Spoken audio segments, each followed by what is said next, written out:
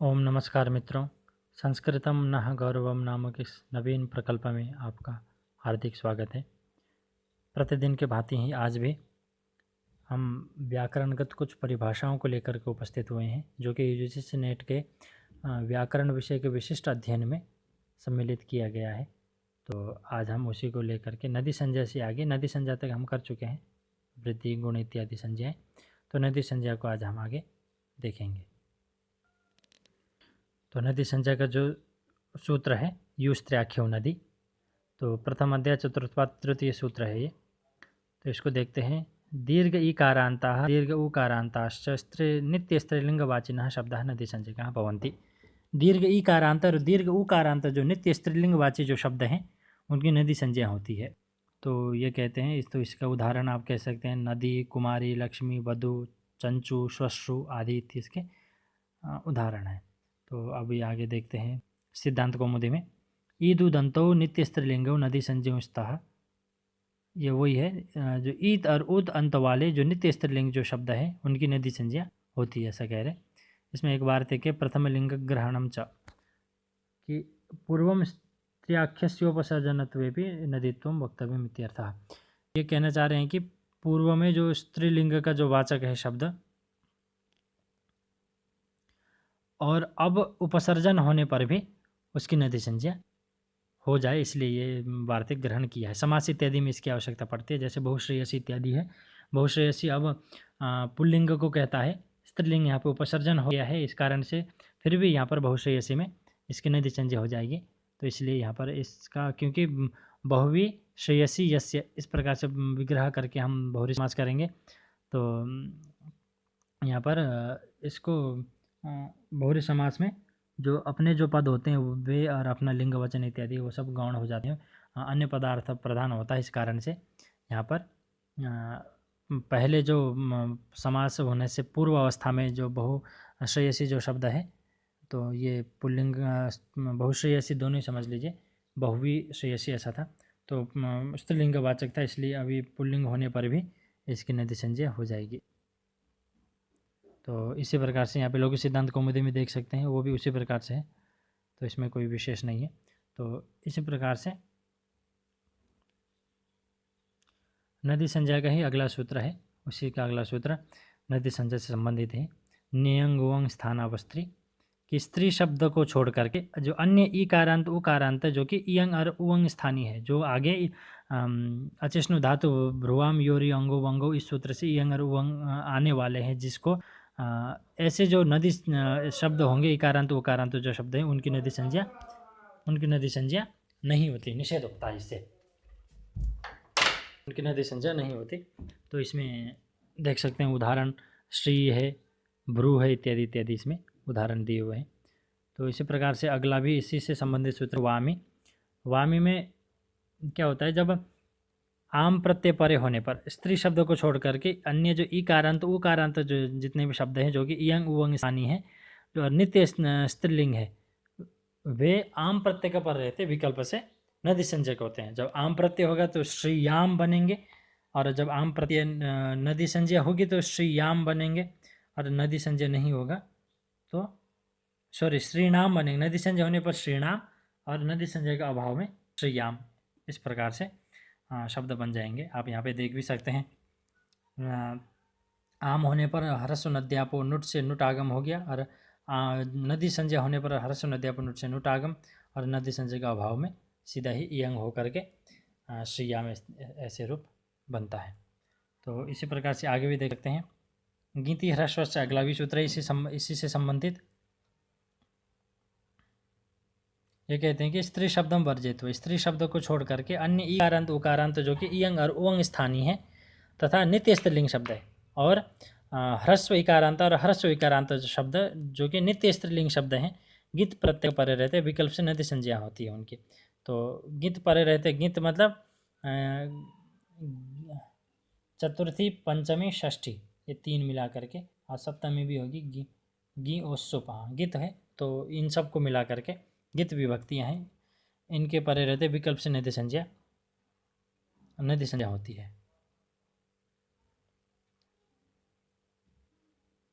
तो इसको देख सकते हैं।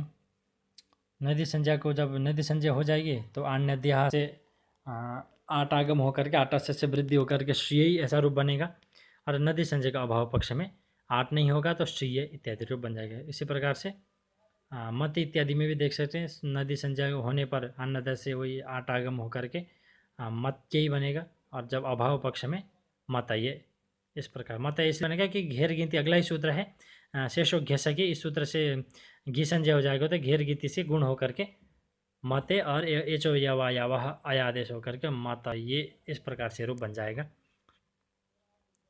तो ये है नदी संज्ञा। अब इसी प्रकार से अगला संज्ञा है घी संज्ञा। घी संज्ञा को आप देखते हैं। तो इसी प्रकार से घी संज्ञा का सूत्र है शेषो घ्यसकी, प्रथम अध्याय चतुर्थ पाद 7वां सूत्र है।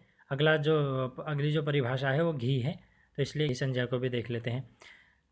सखी शब्दम वर्जयित्वा, सखी शब्द को छोड़ करके अन्य ह्रस्व इकारांत और उकारांत जो नदी संज्ञा से रहित है, नदी संज्ञा वर्जिता शब्द घी संज्ञा भवन्ति, जिनकी नदी संज्ञा नहीं हुई है ह्रस्व इकारांत उकारांत और सखी शब्द को छोड़ करके उनकी घी संज्ञा होती है। तो अस्मिन् सूत्रे शेष इत्यनेन शब्देन तेषां ह्रस्व इकारांत उकारांत शब्दानां ग्रहणं भवति, ये नदी संज्ञा न सन्ति, जिनकी नदी संज्ञा नहीं हुई है वैसे जो ह्रस्व इकारांत ह्रस्व उकारांत लिए जाएंगे। क्योंकि शेष बोला है, शेष बोलते हैं उक्तादन्य शेषः, जो पहले कह चुके हैं उससे से जो बच गए हैं उनको शेष बोलते हैं। तो इससे पूर्व में नदी संज्ञा की बात हुई थी, तो नदी संज्ञा से रहित जो ह्रस्व इकारांत उकारांत जो शब्द है उनका जो यहाँ पर ग्रहण होगा, तो उनकी नदी संज्ञा से रहित जो शब्द है उनकी घी संज्ञा हो जाएगी। और उसमें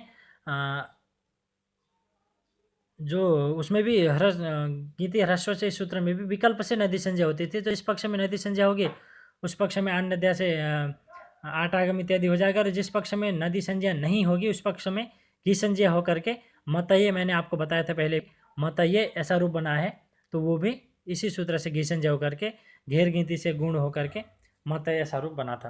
तो इसमें भी देख सकते हैं मुनि साधु इत्यादि जो शब्द हैं ये सब घी संज्ञा शब्द हैं।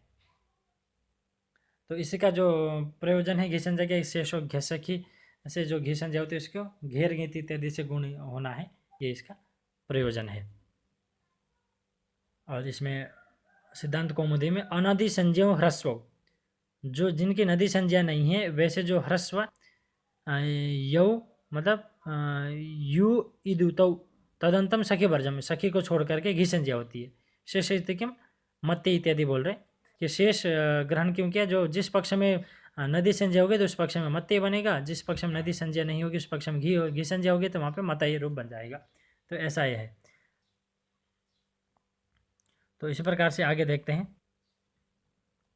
इससे जो अगला है उपधा संज्ञा, तो इसका सूत्र है अलोन्त्यात् पूर्व उपधा। ये प्रथम अध्याय प्रथम पाद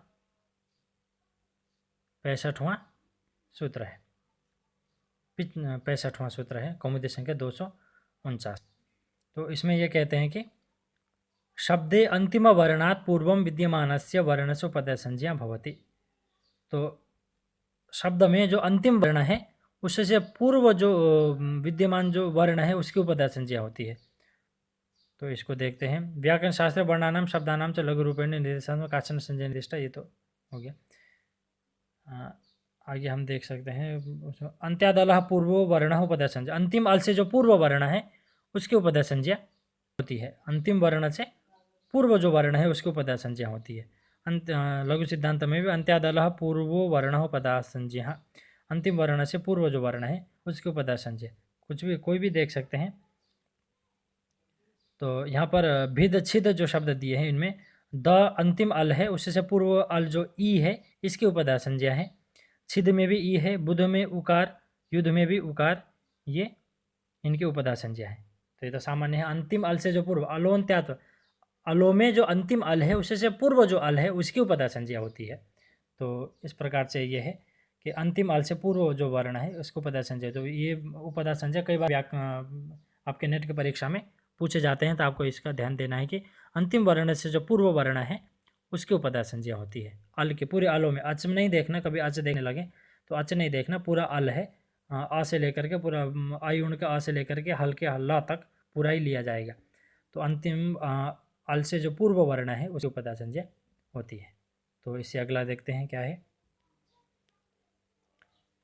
अगली जो परिभाषा है वो अपृक्त है। तो अपृक्त संज्ञा है तो उसका सूत्र है अपृक्त एकाल प्रत्ययः। अपृक्त एकाल प्रत्ययः। तो इसको देखते हैं। यस्मिन् प्रत्यये केवलम एकः एव वर्णः अस्ति अपृक्त नामना ज्ञायते। जिस प्रत्यय में अपृक्त एकाल प्रत्ययः, प्रत्यय में जो एक अल जो प्रत्यय है उसकी अपृक्त संज्ञा होती है। मतलब यस्मिन् प्रत्यय, जिस प्रत्यय में केवल एक ही वर्ण रह जाए उसकी अपृक्त संज्ञा होती है। तो ये भी सामान्य है, इसमें भी कोई दिक्कत नहीं। इसका प्रयोजन है हल्क्यापि दीर्घाश्रुति से प्रकृतम हल, अपृक्त जो हल है उसका लोप हो जाता है इत्यादि है। इसको देख सकते हैं। मरुत सु इसमें उसका लोप हो जाता है, स अपृक्त रह जाता है, उसका लोप हो जाता है। हल्क्यापि दीर्घाश्रुति से प्रकृतम हल, अपृक्त होने पर इसका लोप हो जाता है। इसके इसी प्रकार से एकाल प्रत्ययो यह सु अपृक्त संज्ञा स्यात्, वही है जो एक अल वाले जो प्रत्यय हैं उनकी अपृक्त संज्ञा होती है।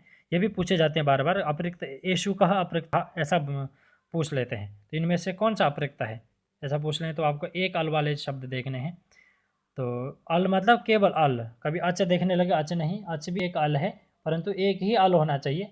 वैसे जो शब्द प्रत्यय हैं वो उनकी अपृक्त संज्ञा है। कई बार आपको प्रत्यय न दिखा करके कोई अन्य शब्द भी दिखाई दे तो वो नहीं, आपको प्रत्यय भी देखना है, वो प्रत्यय भी होना चाहिए, तो उसकी अपृक्त संज्ञा होती है। तो आज के वीडियो में इतना ही, और इसी प्रकार से आगे अन्य भी हैं शब्द, उनको भी हम आगे धीरे धीरे उस पर विचार करेंगे। तो आप लोगों को कोई भी अन्य कोई समस्या आए इनमें तो आप उसमें कमेंट बॉक्स में लिख सकते हैं, अन्यथा मेरे नंबर भी हैं उसमें आप पर्सनल मैसेज भी कर सकते हैं। आप सभी का बहुत बहुत धन्यवाद। ओम शांति शांति शांति।